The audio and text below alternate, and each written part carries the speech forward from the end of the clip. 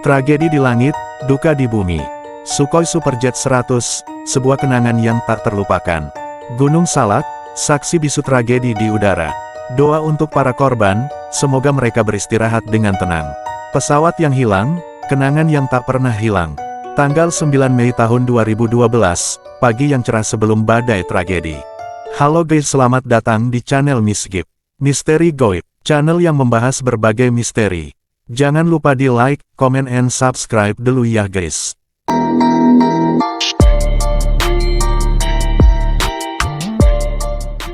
Tragedi jatuhnya pesawat Superjet 100. Jakarta, Romeo Alpha 36801 request descent from 10.000 feet to 6.000 feet, kata Alexander Yablonchev, sang pilot Sukhoi, saat meminta menurunkan ketinggian kepada petugas di Menara Jakarta Approach, Bandar Udara Soekarno-Hatta.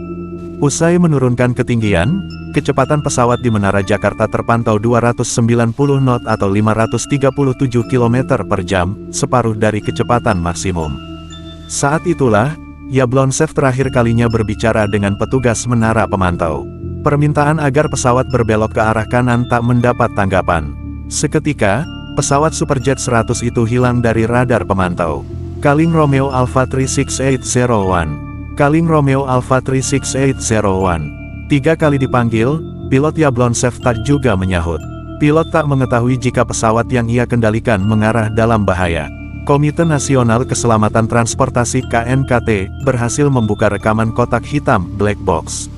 Sebelum pesawat jatuh, Alexander Yablonchev terdengar sempat berbincang dengan pilot asal Indonesia yang tidak diketahui identitasnya.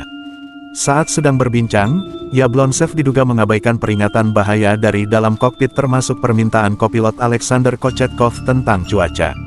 Saat itu, Yablonchev hanya punya waktu 38 detik untuk menghindari gunung di depannya. Bahkan, dia tak pernah menduga bahwa ada ancaman bahaya di depan.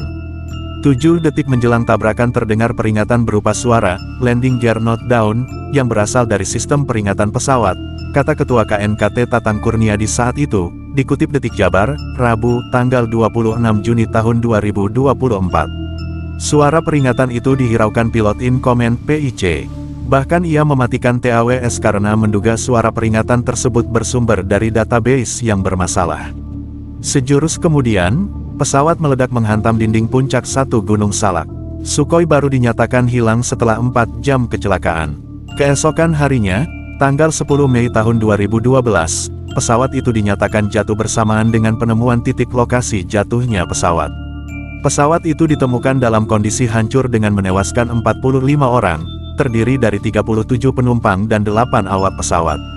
Tanggal 9 Mei tahun 2012 jadi terakhir kalinya pesawat Superjet 100 Sukhoi mengudara di langit Gunung Salak, Kabupaten Bogor, Jawa Barat. Proses pencarian para korban memakan waktu 3 hari di lembah yang kini bernama Lembah Sukhoi. Pada tanggal 10 Mei tahun 2012 keesokan harinya, Badan Search and Rescue Nasional, Basarnas berhasil menemukan lokasi pesawat. Semua awak pesawat dan penumpang meninggal dalam kecelakaan ini serta pesawat dalam kondisi hancur. Pada tanggal 15 Mei tahun 2012, kokpit voice recorder CVR telah ditemukan dalam keadaan hangus akan tetapi memori modul dalam keadaan baik dan berisikan 2 jam rekaman dengan kualitas yang baik. Pada tanggal 31 Mei tahun 2012, Flight Data Recorder FDR ditemukan dalam keadaan baik dan berisikan 150 jam rekaman dari 471 parameters. Kedua flight recorder black box ini dibaca di laboratorium recorder milik KNKT oleh ahli dari KNKT dan disaksikan oleh ahli dari Rusia. Seluruh parameter berhasil didownload dan dari hasil download tersebut tidak ditemukan adanya indikasi kerusakan sistem pada pesawat selama penerbangan. Hasil simulasi yang dilakukan setelah kejadian diketahui bahwa TAWS berfungsi dengan baik dan memberikan peringatan dengan benar. Simulasi juga menunjukkan bahwa benturan dapat dihindari jika dilakukan tindakan menghindar, recovery action, sampai dengan 24 detik setelah peringatan TAWS yang pertama. Pelayanan Jakarta Radar belum mempunyai batas ketinggian minimum untuk melakukan vektor pada suatu daerah tertentu dan minimum safe altitude warning, MSAW, yang ada pada sistem tidak memberikan peringatan kepada petugas Jakarta Approach sampai dengan pesawat menabrak. Catatan, vektor adalah perintah berupa arah yang diberikan oleh pengatur lalu lintas udara kepada pilot pada pelayanan radar.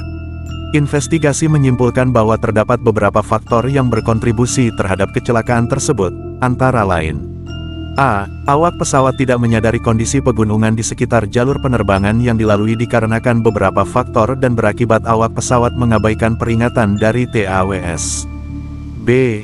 Jakarta Radar belum mempunyai batas ketinggian minimum pada pesawat yang diberikan vektor dan sistem dari Jakarta Radar belum dilengkapi dengan MSAW yang berfungsi untuk daerah Gunung Salak.